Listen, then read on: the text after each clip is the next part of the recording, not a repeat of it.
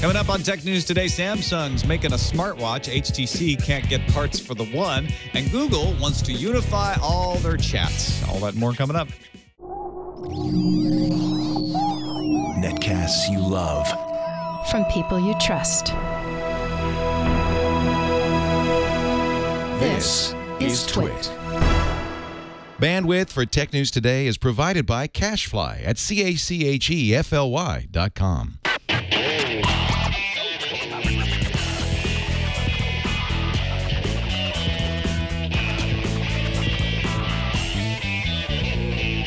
This is Tech News Today for Tuesday, March 19th, 2013.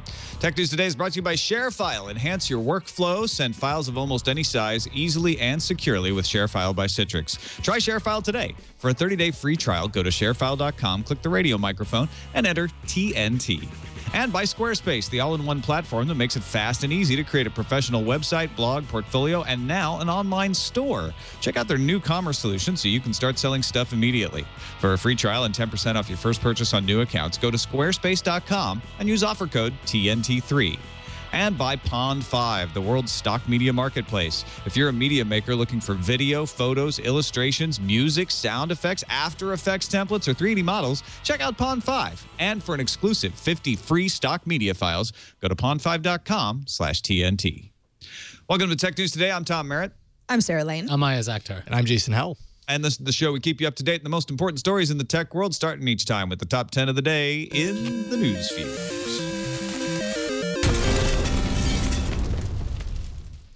Samsung's working on a wristwatch. It's not a rumor or a leak. It's straight from the mouth of Lee Young-hee, Executive Vice President of Samsung's mobile business. Lee told Bloomberg, "We've been preparing the watch product for so long. We are working very hard to get ready for it." Lee gave no other details about the watch. Apple's been rumored to have 100 developers working on a watch of their own, but Apple has not given any official word. HTC's flagship phone, the HTC One, has been delayed to late March or early April in some markets because of issues with its supply chain. And what executives say is HTC no longer being regarded as a tier 1 company, which is not good news. You might recall that HTC's profits fell 91% in its Q4. The company needs a hit smartphone, and Samsung's Galaxy S4s are already in the batting cage, warming up. Researchers at Revon found a hole in EA's Origin that could put its 10 million users at risk. The hole would allow somebody to swap out games from malicious code based on the way Origin handles links. The researchers say there's no evidence that the hole has been exploited in the wild, and EA is looking into this vulnerability. It was designed that way, right? Other EA news, CEO John Riccitiello will resign from his position on March 30th. In a resignation letter, he acknowledged the company has fallen short of the internal operating plan set in motion 1 year ago, and he took responsibility for the miss. EA issued a warning to investors they would be at the low end or fall short of Q4 earnings forecasts. Former CEO and chairman of the board, Larry Probst, will take over as executive chairman and lead the search for Riccitiello's replacement. The former CEO himself gets the standard 24-month severance pay that we all get when we fail our companies. Geek.com reports that Google is working to combine its existing communication platforms into one unified service called Babel. The service will merge Google Talk, Google Plus Messenger, Google Voice, and other chat services used by Google. Babel will be threaded across existing Google services, pulling messages into one place. I think if it feels more like Facebook Messenger than it does like Apple's iMessage, it's a hit already. You got trouble right here in Chrome OS City. That's trouble with a capital T, and that rhymes with P, and that stands for Pinkie Pie, who submitted a bug with Google showing an unreliable exploit in Chrome OS at Ponium 3. Pinkie Pie will be paid $40,000 for finding this flaw. Google patched these potential problems on March 15th with an update to Chrome. That's how you do Broadway, Samsung. Right there. Ayaz Akhtar, my friends. Rules of war. They always seem a little odd to have rules for war, but since partisans and terrorists don't follow them, it's important for relations among nation states to have these rules. And now NATO has published a handbook on the rules of cyber war, setting out how international law applies to state-sponsored online attacks. The manual says governments must avoid attacks on civilians, hospitals, nuclear power stations, dams, and dikes. The manual also provides for conventional force responses to the most damaging cyber attacks. The manual is not official NATO policy, however, but it is considered advisory. A startup founded by former Google engineers called Sift Science has launched a fraud-fighting service to monitor online criminal behavior based on machine learning. Sift Science is primarily targeting online marketplaces, payment networks, e-commerce sites, places where fraud is kind of a big issue. Businesses can integrate Sift Science's technology by copying and pasting a small snippet of JavaScript code into their sites. The Communications Security Reliability and Interoperability Council, or CSRIC for not even that much shorter, submitted its cybersecurity controls recommendation to the FCC, but it will not include 20 critical security controls like limiting admin privileges, requiring backups, penetration testing, or network access restrictions. The list was supported by the NSA, Department of Defense, and companies like McAfee and Mandiant, but was blocked by the U.S. Telecom Association. Telecoms feared an undue burden could be placed on them if they were forced to follow the security practices. All right, Gumshoes, it's time to take a look at the crime blotter. After being the victim of a denial-of-service attack, security reporter Brian Krebs did some detective work. He may have been hacked by someone known as Phobia or potentially Team Hype. Team Hype would have an issue with Krebs since Krebs reported that Team Hype stole, then sold Xbox Live gamer tags belonging to Microsoft employees. Phobia is a part of Team Hype. Krebs received Phobia's phone number, called him, and found out that Phobia is a 20-year-old person named Ryan Stevenson. Stevenson is also taking credit for hacking Matt Honen's information as well. This episode of Tech News Today brought to you by Citrix and ShareFile. Most business emails include some sort of attachment these days. You got some spreadsheets in there, maybe PowerPoint, some other documents, and you need that information to be received. You need to attach it. You need it to get in the right hands, but you also need it to remain confidential, and it doesn't always remain confidential. That's why ShareFile is important to every business. ShareFile by Citrix sends your attachments as secure links. So you can send files of almost any size, which you can't always do with email. You send them with the highest degree of security, and you receive a notification when your files have been opened and by who. ShareFile is easy to use and integrates into any business. Plus, with ShareFile, you can access files from anywhere, your laptop, your tablet, your smartphone. I use ShareFile, recommend it. In fact, it's great around tax time if you're sending a lot of documents to your accountant. You don't want to just send them out on the open web, especially if you're doing business taxes. If you're not using ShareFile yet, you need to sign up for our free trial right now. No credit card required, nothing to lose. You'll see why millions of professionals rely on it every day. Get started today with our special 30-day free trial. Go to sharefile.com, click on the microphone at the top of the homepage, and enter TNT. That's sharefile.com. Type in TNT, and we thank them for their support, and Citrix for their support of Tech News Today. All right, we got some discussion to do around some of these stories today, and joining us to help share some insights is Mr. Ryan Block, not only co-founder of Gadget, but editor emeritus of Engadget, and now back at AOL doing all kinds of crazy stuff. How's it going, Ryan? It's going well, besides me being sick. Perfect. I'm sorry to hear you're sick.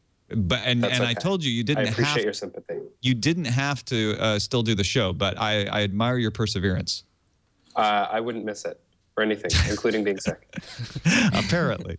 Well, let's start talking about the Samsung Watch. You heard the quote in the news fuse, Lee Hung Yi saying, "Yeah, we are preparing products for the future, and the watch is definitely one of them." So they're just throwing it out there. Yeah, we're making a watch. There's a rumor that that's been floating around since January that they have something called codename Altius with its own operating system. We don't know if it's a modified Android or something, but it would have music, email. We have that Apple rumor going around that they're making a watch. Samsung had 29% of the global smartphone unit shipments in the fourth quarter, compared with 21% for Apple. They're neck and neck, but the smartphone market is starting to mature. So everybody's wondering what the next big market to take off in is, and Apple needs that market. They need to dominate that market if they want to continue that trend and fight this sort of perception that maybe they're lagging behind. Ryan, why do you think Samsung just comes out and says, "Oh yeah, we're definitely making a watch"? Well, a couple of reasons. One is when Apple, does announce the watch, they get to say, "Oh, hey, we were here first," or "Oh, hey, we've been doing this for a while," right? They get to kind of, turn that conversation to their advantage and make it seem a little bit more like they're not just responding to what Apple does, even though they are actually. It's a preemptive response to what Apple does. They probably wouldn't have been working on a watch if no one was talking about Apple doing a watch. Yeah, I agree with Ryan. I think this makes it seem like Apple's making a watch, but everybody's making a watch because that's the new smartphone, right? So Samsung gets to be the Android version of what Apple's doing instead of Apple having some revolutionary product that nobody else can replicate. Yeah, and Samsung saw a bunch of leaks happen with their last phone. So maybe they're just saying, look, we're going to get ahead of this. Screenshots of what looked to be the watch interface have leaked before. And Samsung also introduced that S band at the S4 release. So when I saw that, I'm thinking, okay, they're probably going to do something in this field anyway. And the thing is, watches are nothing new. I mean, LG had a LG smartphone watch thing back in 2009. Nobody wanted it because the battery life was a mess. If they can crack the battery issue, maybe this could be interesting. Yeah, that's a good point. It's not about making a watch. It's about making a good watch, which is, that's what Apple did with the iPad. It wasn't about making a tablet. There were lots of tablets already. They made a good tablet. They made a tablet everybody decided they wanted. Ryan, do you think watch is something that people really want? How do you make a watch that captures everybody's hype and imagination? I'm a little bearish on the watch. I have been for a while. I've kind of talked about this publicly a number of times. I think, look, there will be a market, right? There's clearly a use case for being able to control and triage certain data and information coming in to your phone without having to actually pull your phone out, right? Like maybe you want to see a quick preview of your email that comes in, and then if you need to actually bring out the phone to work on that email. So there are a lot of things you can do with a watch. I think they'll sell many watches, but to me it's an accessory. It's not the next wave of computing. It's not Google Glass, and I'm bearish on Google Glass to be honest. It's an accessory. The phone is still going to be the primary device that you've got on you at all times. The watch to me feels optional. Yeah, I think the watch is an accessory. I think that the only way I get excited about this is when I think about, if I went running, I wouldn't have to take my phone. I could have a Nike app on a watch that then syncs back and has all that data, and I don't have to have something in my pocket or even a music player clipped on, maybe Bluetooth headphones. Ayaz, you like the watch though. Aren't you one of the people who's excited about that idea? Well, yeah, I mean, I like the idea of smart watches in general. I've been interested in that since Spot watches came out a long time ago, or those little Casio data bank things. I always love having technology on my wrist. But I mean, when I'm looking or thinking about this accessory, because it's going to, like Ryan is saying, it's probably going to be tethered to some other device.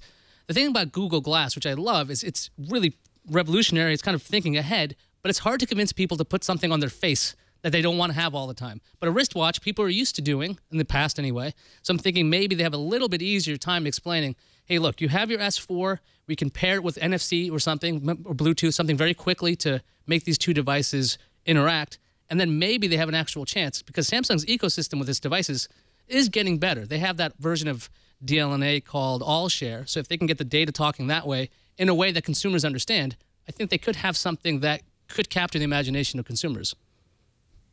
And I do want to acknowledge all of the people in the chat room, many dozens of you, making the S watch, a.k.a. Swatch joke. You all are very funny. Now you won't get an email about it. No. Everyone is more funny than the last. Than the last. I got an idea. They call it the S watch. Yeah. Swatch. Sorry. There you go. Now it has been acted out for you. HTC, everybody's looked at the Samsung Galaxy S4 and comparing it to the HTC One, and some people are saying, even Leo was saying, like, I think the One might be the better phone, but we're not going to get it as soon as we were hoping. It's March. Where is it? Well, HTC in February said, all right, well, the HTC One is our flagship phone. This is a big deal. A lot of, our company's future is riding on this because they have not done well the last couple of quarters. Said it'll be available in March in 80 countries through more than 185 carriers. Big launch. Now saying, we got to push it back. We've got component shortages, something to do with metal casings, camera parts, kind of a mess. It's not just HTC that's saying that too. Vodafone says HTC notified them of shipment delays. Best Buy released a statement saying, we've got the HTC One pushed back to third week in March. Some markets possibly April. And sources tell the Wall Street Journal back in 2012 that CEO Peter Chow had told executives, listen, I'll step down if the HTC One doesn't succeed. This is a big deal. HTC executive has been quoted as saying that they're no longer a tier 1 customer, that the company has had a problem managing its component suppliers. It's changed its order forecast drastically, frequently following last year's unexpected slump in shipments. I don't know. I mean, it doesn't sound good because HTC, there's so much riding on it right now. And I just see the Galaxy S4 coming to market in April. Ryan, when you hear something like this, is it too soon to say HTC's screwed here? I don't think they're screwed, but they are dealing with a reality here that a lot of phone companies are starting to come to grips with, which is that in a world dominated by Apple and Samsung, everybody else gets the B list and the C list parts, including, like, as mentioned, camera components. It's just impossible to source the best possible camera components. We heard about this back with Palm, right? They were kind of picking up the scraps left behind Apple. They could not get the parts they wanted because Apple bought all of them. They completely owned those supplies.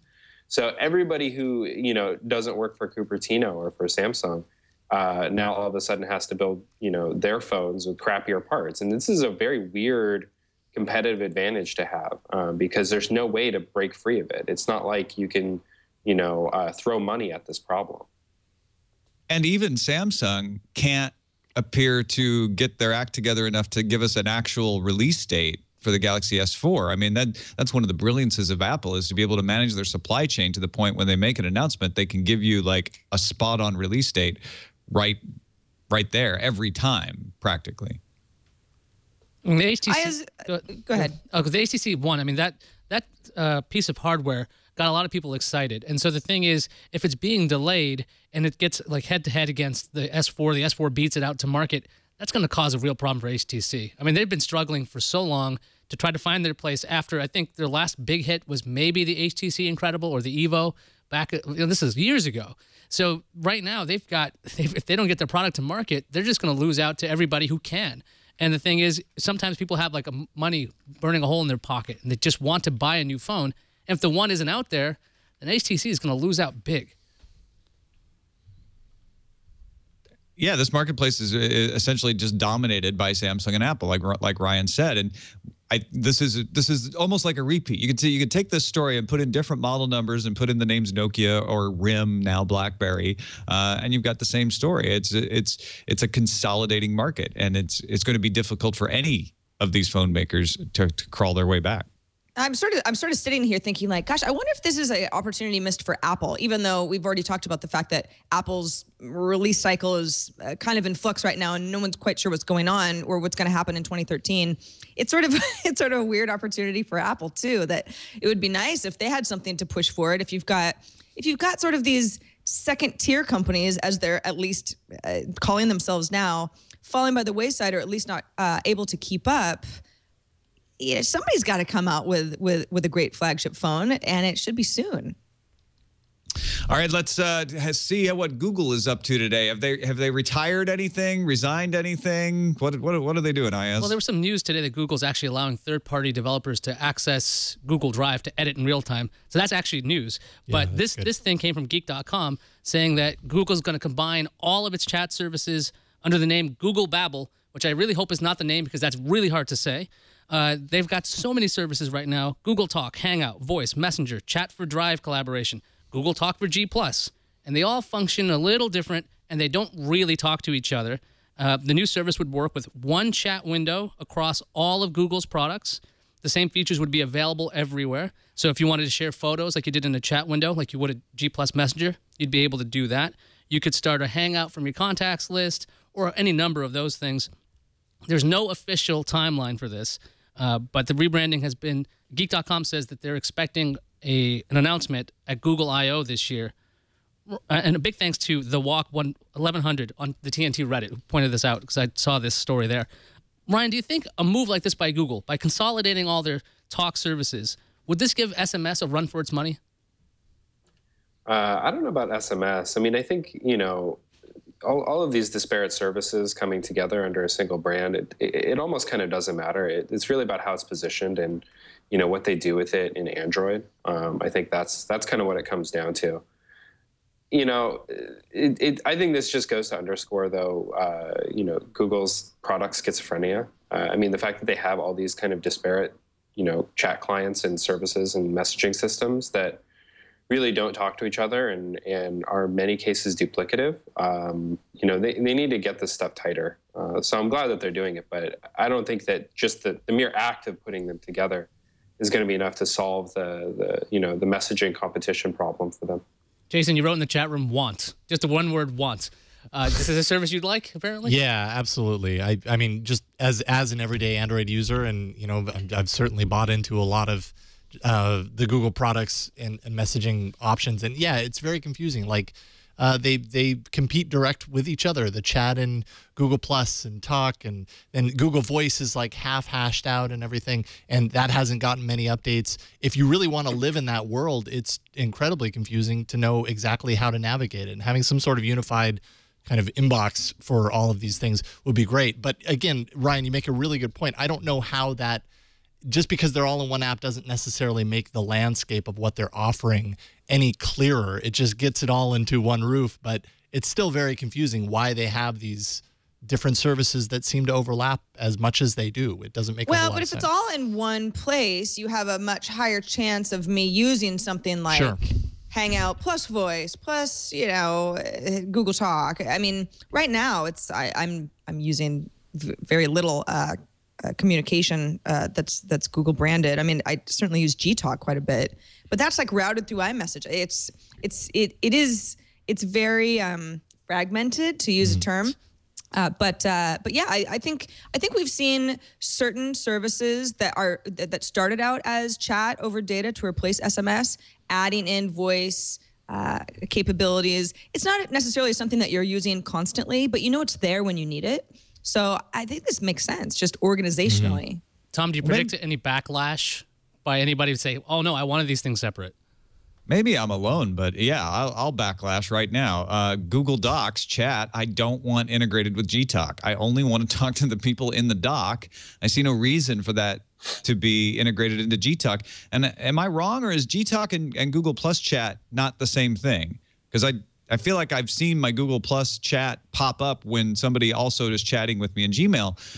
I mean, you can argue about whether you like the name Google Babbler or anything or not. The idea of bringing all of their Gtalk things under one name is all fine, but my bigger problem is that I have all of these other messenger services, Facebook Messenger, and then there's SMS, and then there's iMessage, and I would like somebody to solve that one platform so that I just have to have one contact list for everything. And this doesn't seem to be a problem that I've been thinking needs to be solved. Anytime I get an Android device to test out, the first thing I do is I take all the Google services, which are Messenger, Talk, Voice, all these things. I put them in one folder because I need to be able to access all of them. And it would be nice if it was just one app. Also, the icons are very similar. They all look like the same stupid chat bubble, which means I can't find the app I'm looking for. So I'm thinking for Android, this is going to make a lot of sense. And if they can figure out the proper way to do this on the desktop, and these threaded conversations, they could have a real advantage over something like iMessage, which works really poorly. Yeah, and Tom, just to answer your question, yes, you're right. Talk is in both Google Plus and Mail. What I meant to say was Messenger. Just okay. To state. Right. Yeah, sorry about that. Yeah, that makes sense. On to our other sponsor for today's show, Squarespace, the all-in-one platform that makes it easy to create a great online blog, a photo gallery. You get those top-notch designs, award-winning designs that you can personalize and make work for you. And now Squarespace Commerce allows you to provide a store as well. It's a powerful and flexible e-commerce solution integrated to work with every one of those Squarespace templates, allowing you to sell physical and digital goods. Whether you're selling posters and hardback books and CDs, or whether you're selling MP3s and ebooks or just digital art, anything you think of. Fast merchant account setup, single interface for order management, and Squarespace Commerce is included with the business plan subscription, which starts at $24 a month when you sign up for a year, or $30 a month for the monthly plan. And Squarespace still gives you the best mobile experience. I mean, one of the things I've been impressed with Squarespace is when I go and I look at swordandlaser.com now that we use the new Squarespace 6 template, and when I look at it on my phone, it looks like it was designed for the phone. When I look at it on the tablet, it looks like it was designed for the tablet. These mobile responsive designs make your site look right no matter what screen people are working on. And you don't have to worry about that. You just make the content. You pick the design that looks right for you. It's an all-in-one platform integrating all your website needs, your domain, your design, development, commerce now. and hosting and 24/7 customer support. So go try it for free. You don't have to give them a credit card or nothing. There's really no risk. There's no reason not to give it a shot. Sign up for a free account. And then if you decide to purchase it, use the offer code TNT3 and get 10% off your first purchase on new accounts. That includes monthly and annual plans. And don't forget, with the annual plan, they actually give you a free domain name registration with your annual plan subscription. And once you get that domain name, that's yours. You own that domain name. At squarespace.com, use the offer code TNT3, everything you need to create an exceptional website. And we thank them for their support of Tech News Today. So we mentioned that John Riccitiello is stepping down March 30th, taking responsibility for falling short of the operating plan at EA. EA also warned investors they'll be at the low end or possibly below previously issued guidance. A lot of people are looking at this and saying, the SimCity launch was the last straw. Maybe that's true. Maybe it's not. I mean, SimCity did sell 1 million copies, but there were disappointing sales of Medal of Honor Warfighter. They failed to ship the NBA simulation game the past 3 years. Star Wars The Old Republic went free to play. It was not the success that they wanted it to be. Mike Hickey, an analyst at National Alliance Capital Markets, said to Reuters that Riccitiello has a track record of misexecutions. Former CEO and chairman of the board, Larry Probst, taken over. Do you think new hardware or new Steam boxes, new PS4, new Xbox, is that going to help here? Is that the problem with the things like EA? And Activision's been having problems too with sales, or is this an EA specific problem in this case? I think this is just a shift in gaming in general. I mean, the thing is, EA was a big player when it came to console games. And then they had the pricing back then was much more expensive. Then they had to get into the mobile space, which they did successfully do. But they're facing a lot more competition when it comes to eyeballs. So instead of going up against all these major studios, they're going up against individual developers who can make any kind of game for any kind of platform. So if new hardware did exist, if anything, it might spur EA to develop more lower cost games with more in-app purchases, that kind of system. But I'm not really sure if hardware is going to be their solution. But as long as these major consoles are out there that have that closed platform, like a PS4, like an Xbox 360, I think EA is safe for a little bit. Ryan, what do you think? Is the landscape shifted to mobile enough that this is danger for companies like EA? I think we're in this very weird intermediate state right now where I don't think that we're going to shift all the way to mobile, but I don't really think that the old models of the games business are adaptable in today's really ridiculously competitive space for people's attention. I don't think that EA is competing against mobile. I think that EA is just competing for attention, which I think is something that IS said. This is just a weird moment, right? Like, you can't just go out and invest 80, 90, $100 million in a game anymore and expect that it's always going to sell, be a $500 million blockbuster franchise. So I think that companies like EA have to adapt to this and figure out how to create leaner games, not necessarily less rich games, but do it in a way that is not Hollywood blockbuster budget. In a sense, it's the same lesson that the music industry and the movie industry has learned, or is in the process of learning. Maybe they may not have learned it entirely, which is what you say exactly. You're competing for attention now. You're not just in that same old business. Sarah, what do you think EA's way forward could be? Well, I don't think I can say anything that hasn't really been said. I think that, yes, the landscape is shifting. It's a good comparison to make to something like the music industry, because the music industry there are still these licenses and agreements where the license holders and the big music companies can still get a lot of money out of people who are trying to innovate in the space. As far as games go, yeah, I mean, there's just a lot of competition. I don't necessarily think, and this is coming from someone who just doesn't play a lot of games in general. I mean, I play an iPad game here and there, but mobile isn't necessarily the only future of gaming. Clearly, it's just there's more of that. And so a company like EA, yeah, they have to change their business strategy, and that's probably not going to happen overnight. There's going to be some probably dark days before they figure out what makes sense. And if they can't figure it out, then there are other companies that will become the next big dogs. Yeah, well, it's a really good point. Is that in a way the cycle of the market masks what could be an underlying issue, right? I mean, it is one of those situations where we are in a gap between hardware. So you're not going to see as many sales. And you're right that, non-mobile sales are not dead, But if a company like EA has even harder underlying or more significant underlying problems, you might not be able to tell given the current market. And so maybe this is just a good thing that Riccitello is saying, forget it, I'm out of here. Let's give it a new start. And hopefully they find somebody that can lead them back through and give us good games, deliver on some good stuff. That's all we want as game players. Meanwhile, Facebook and developers starting to have a little Twitter-like relationship, it sounds like. Yeah, well, the Wall Street Journal had an interesting story about an app called Vintage Camera that had gotten blocked from Facebook. Facebook apparently had told the developer, Antoine Morcos, too many users had basically marked Vintage Camera as spam. They complained, and they said, it's basically not providing enough service for our users. He said he appealed. He said, my app fields less than 3 complaints for every 1,000 photos that are shared. Vintage Camera is somewhat similar to Instagram. It's kind of a filter type of a service. Facebook said, no. Users were sharing as much as 6,000 photos per day on Facebook. Now access is blocked. That's coming from the developer. Now, of course, Facebook, Vintage Camera is not the first app to get the axe. We've had Voxer being blocked, Vine being blocked, an app called Message Me back last Friday can no longer pull from Facebook's friends list. And there's a little bit of there's some sources that say, well, Facebook was possibly interested in acquiring Message Me, and Message Me wasn't interested. So what's this really about? What I think is interesting is Facebook's got this internal system. It's called Stripe, that's designed to monitor third-party apps. So if posts are published by apps and too many users report that app as spam, Facebook says, well, we don't want to make people mad, so we're going to go ahead and restrict distribution of the app.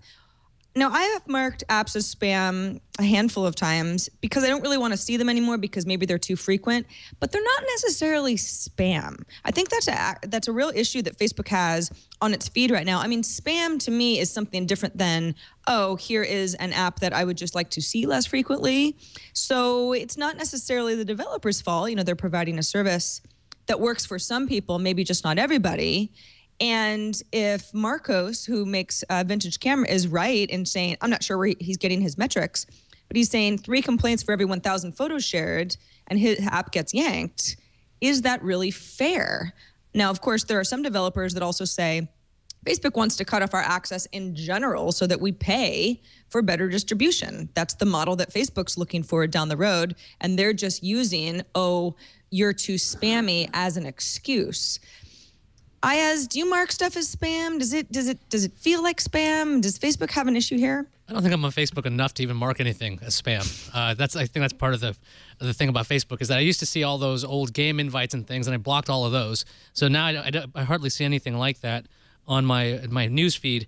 When it comes to these apps, I mean, this particular app is a little bit suspect. I mean, it's Vintage Camera, right? And you've got Facebook's Instagram out there.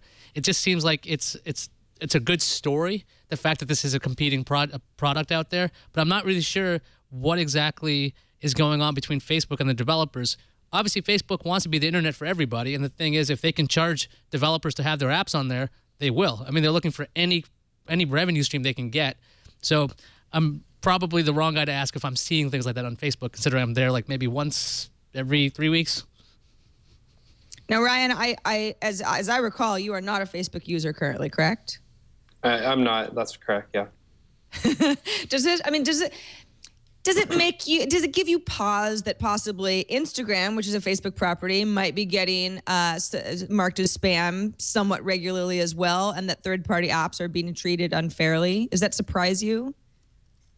Well, I mean, we don't know that Instagram is being marked as spam as frequently as some of these other products. There's some speculation that happens there, but there's really nothing about the story that to me doesn't make sense, or that if I were running this strategy for Facebook, I would do differently. I mean, this all sounds actually very reasonable. I know that might be a little frustrating to hear sometimes, but Facebook's job is to make sure that users want to continue using Facebook, and if users are communicating to Facebook that certain apps are not a good experience, clogging up their news feeds, whatever, then it's really the onus is on Facebook to take action there.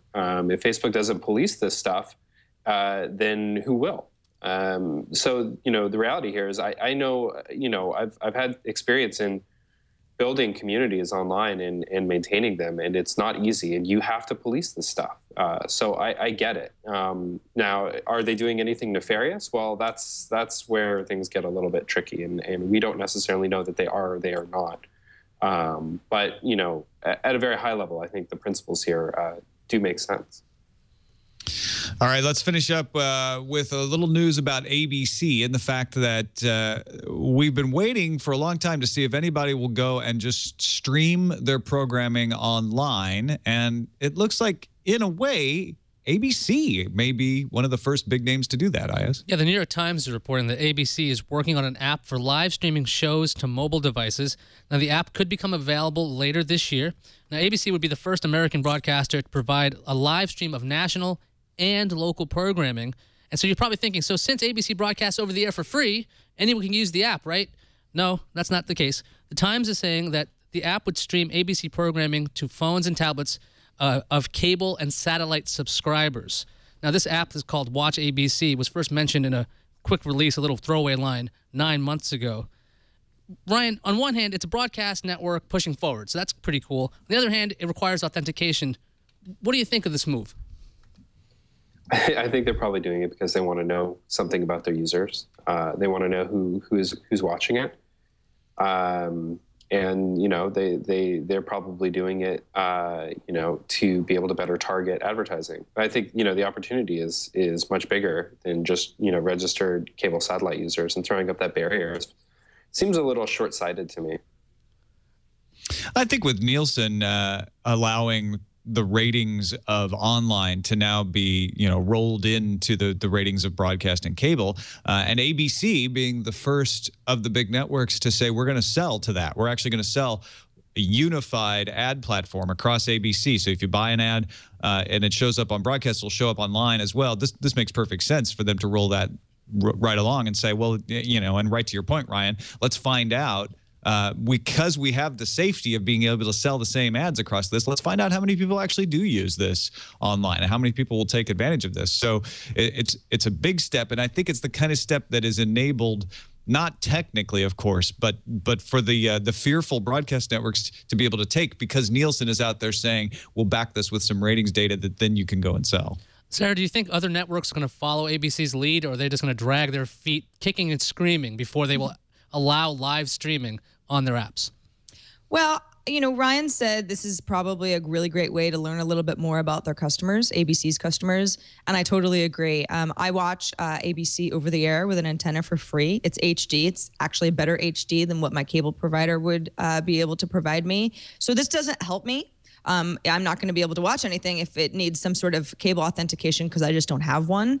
So I don't think they're going to pick up more viewers necessarily, but they can certainly learn a little bit more about the people who do subscribe to cable packages and are watching ABC regularly. And if the word gets out that ABC can somehow monetize that, or, I don't know, run their business better, sure, I think the other networks would be happy to do this. You know, it's all about kind of the evolution of who's watching and when and how.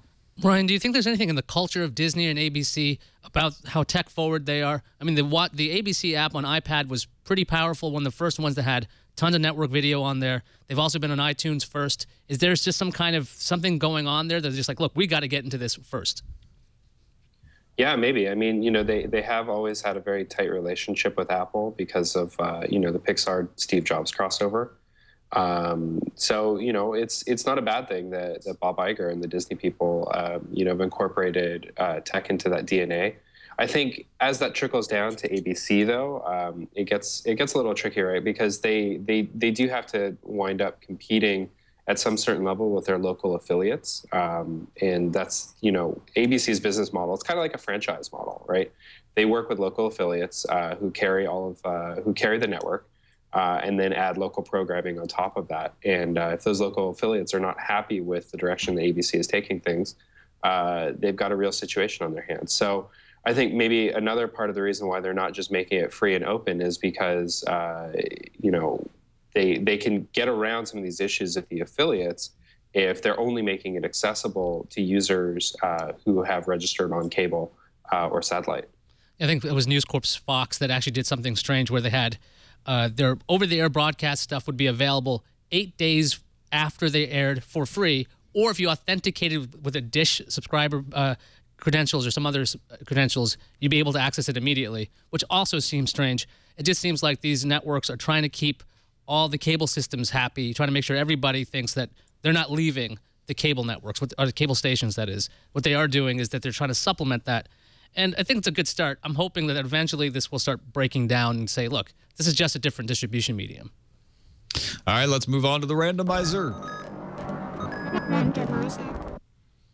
Reddit has a series of posts that have been going on for a long time called "Explain Like I'm 5" to like try to make things simple, and now they've turned it into a YouTube video series called "Explain Like I'm 5," where they have two people with a group of 5-year-olds, and they explain things like existentialism, stock market volatility, the war in Syria to a group of 5-year-olds. It's always fun to have kids misunderstanding complex topics. What do you guys think of this? Is you gonna watch? I think I'll watch just to get informed. I mean, because sometimes we need this ourselves. Sometimes my mental bandwidth is just exceeded, so I'm just like, I need something simple. And so, like, when I saw this story that Reddit's actually getting into original content, I thought that was intriguing. But what they're doing is something that would appeal to the masses. So you don't feel. It's not like those shows where they make fun of adults for being stupid. They're like, these are children. So if the children get it, you could get it, right? Yeah, this is, it's not really marketed towards kids. I guess if you think kids are cute, that's just a bonus, right? Right. No, this is not meant for kids. This is meant for adults. It's there's some funny parts, and they actually do a pretty good job of explaining this. Although on one of the YouTube posts, the one about the war in Syria, they're already taking all kinds of flack from both sides. For spreading propaganda, which is always when you lightheartedly take on serious topics, you're always going to get the people who don't think they're funny to come after you. But I think this is fun. I don't think they're actually explaining these like people are 5. I don't think the 5-year-olds are quite getting the concepts from what I could tell. But maybe when they're 6, they'll get it. Like you were 5. When you're older. Explain it like a 6-year-old. Totally different. This episode of Tech News Today brought to you by Pond5, the world's stock media marketplace. I know many of you in the audience are media makers, and you guys put together your own websites, your own videos, your own films, your own blogs, and it's dangerous to just go and take stuff off the internet. You might get a takedown notice. You might get a cease and desist. You might get worse. So go get some stock media that you don't have to worry about, and you don't have to pay an arm and a leg for. You're like, I'm not made of money, Merritt. Well, you don't have to be. You get reasonable prices. You pay once, and then you can use it in almost any project, and you don't have to worry about it anymore. Extend your creativity with photos, vector illustrations, music tracks, sound effects, motion graphic templates that you can customize, 3D models, and more. The collection is growing all the time because it's also an artist marketplace. If you're the kind of person who makes this sort of stuff, you can sell your stock media. You set the price. You get 50% royalties for each and every sale. And as a result, the prices are unbeatable. The range and quality of the content available is unbeatable. If you're a media maker or artist, check out Pond5, P-O-N-D, the number 5.com, and take your creativity to the next level. They've got a special offer this month. You can get 50 free stock media files at pond5.com/TNT. Go there and check it out. Download those 50 free stock media files. See what you get. Pond5.com/TNT. I think you'll like what you see. We thank them for their support of Tech News Today. What's in the calendar, Sarah? Oh, Tom, I'm glad you asked. Microsoft is pushing the Windows 7 Service Pack 1 to users today, March 19th. Tomorrow, Oracle has its earnings report. Who's waiting with bated breath for that? Well, people are. Also tomorrow, running through Wednesday, is GigaOm's Structured Data Conference. That's happening in New York City. And T-Mobile is planning a March 26th event, says that big changes are a-coming. LTE. They're going to launch LTE. No, that girl's going to stop wearing the pink dress. She already did. Well, she's got pink piping on her leather motorcycle suit, so maybe the pink just goes away entirely. Who knows? Maybe. One can dream. Right. One can dream. Wait, is it anything else but LTE, Ryan? That's what it's going to be. Well, they still have a spectrum problem. They still have to get over this AWS 700 megahertz spectrum. So, yeah, if it's LTE, that's great, but that doesn't fix all their problems. Right. Their problems are interoperability and getting the best phones on their network, and that's going to continue to be an issue, LTE or not. Yeah, who knows? Maybe they're going to unleash a bunch of new phones. Maybe they get the iPhone. Well, they have that subsidization thing that they're changing up. That might be the official announcement. Oh, right. Let's see what's incoming. Incoming message. Got an email from Josh. He said, I was watching episode 712, and Tom stated it would be possible to print an entire gun. This would be impossible. It would be possible to print parts for a gun, and maybe even the ammo, but there is one problem with printing a gun: the barrel. A barrel is a special type of steel. If the barrel is too hard, the minute the charge is detonated, the barrel would explode. If it's too malleable, the barrel will expand too much and allow too much gas to pass between the bullet and the barrel. Any 3D printing technology will have to deposit bits of metal, then fuse them together. This would be similar to cast steel, as the grain of the steel would be very inconsistent. This would make the barrel fairly brittle, which would be very bad, as it could lead to barrel explosion. The only way to get steel to have a consistent grain and not be too soft or too hard is through a complex procedure of heating and cooling, not to mention that any 3D printing technology would likely not match the accuracy of a good lathe. I think he means lathe here. This would cause the gun to be very inaccurate. It's also a bit ignorant to act like 3D printers will now allow criminals to make their own guns. All one really needs to make a gun is a lathe to make the barrel and a small foundry to cast the metal parts. The reason criminals don't do this is the same reason that criminals will not start making 3D guns. It is easier to steal a gun than it is to build one. All right, thanks for the email, Josh. You guys can email us, tnt@twit.tv, and that wraps it up for us. Ryan, I'm sorry you're not feeling well, man, but always good to have you on the show. Thanks for sharing your insights with us today. Thanks for having me. And folks can still find you at gdgt.com. Follow you at Ryan on Twitter, and, of course, at engadget.com as well. Anything else you got going on you want to let folks know about? No, that's about it. There's right. That's a lot of sites and places, so I'll try to keep it simple.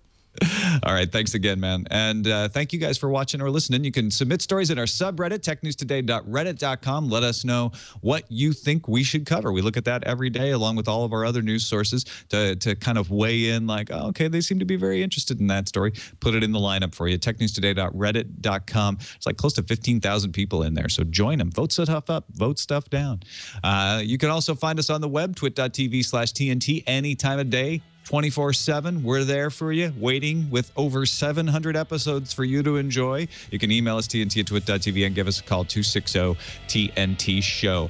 Engadget's Nicole Lee joins us tomorrow. We'll see you then.